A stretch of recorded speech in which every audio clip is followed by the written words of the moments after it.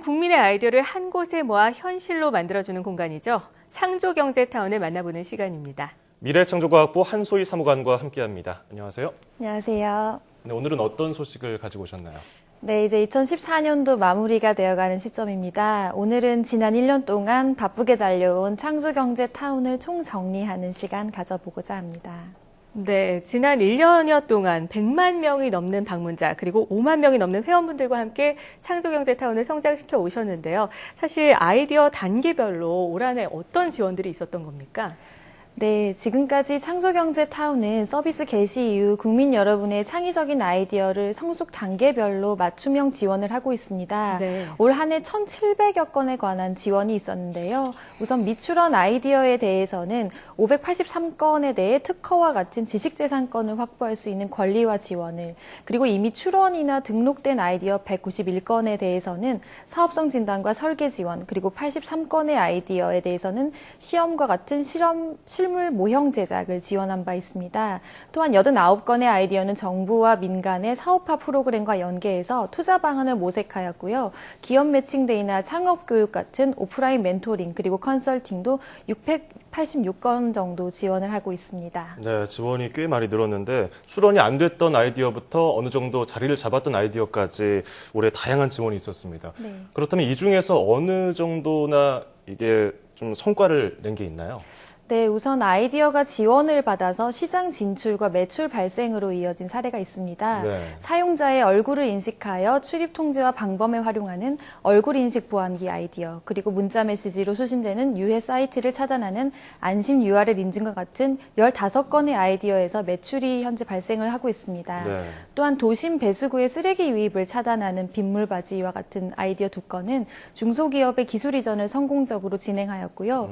귀로 대화하는 이어폰인 이어톡과 같은 아이템은 총 34억 규모의 투자 유치로 9건의 투자 유치로 이어지는 성과를 거둔 바 있습니다. 네. 네, 이 아이디어가 시장 진출에서 매출이 발생되고 그리고 기술 이전, 투자 유치까지 다양한 성과를 볼 수가 있었는데요. 이런 노력 뒤에는 물론 정부와 함께 또 민간 창업 지원 기관의 힘이 있었겠죠. 네, 창조경제타운은 미래부뿐만 아니라 13개 부처의 64개 지원 사업을 통해 지속적으로 아이디어를 지원하고 있고요. SK텔레콤이나 아바엔젤클럽과 같은 민간 프로그램과도 연계해서 기업 매칭과 같은 오프라인 지원도 계속 추진하고 있습니다. 네. 특히 지난 9월에는 공공과 민간의 19개 창업지원기관 협의체 발드식이 있었는데요.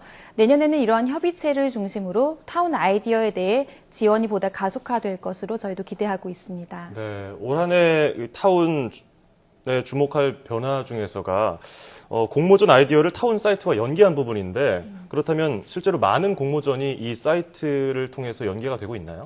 네, 그렇습니다. 창조경제타운의 아이디어 공모전 메뉴를 활용해서 여러 곳에서 개최 중인 공모전 아이디어를 이제 쉽게 접수할 수 있게 되었는데요. 실제로 공공과 민간 부문의 다양한 공모전이 타운을 통해 접수되고 있습니다. 네. 예를 들어서 중소기업청의 스마틴 앱 챌린지, 삼성전자의 삼성 투모로우 솔루션 등이 대표적인 공모전이라고 할 수 있겠는데요. 이러한 공모전에서 수상하신 분들뿐 아니라 아쉽게 수상하지 못하신 분들에게도 창조경제타운이 지속적으로 아이디어 발전을 지원하고 있습니다.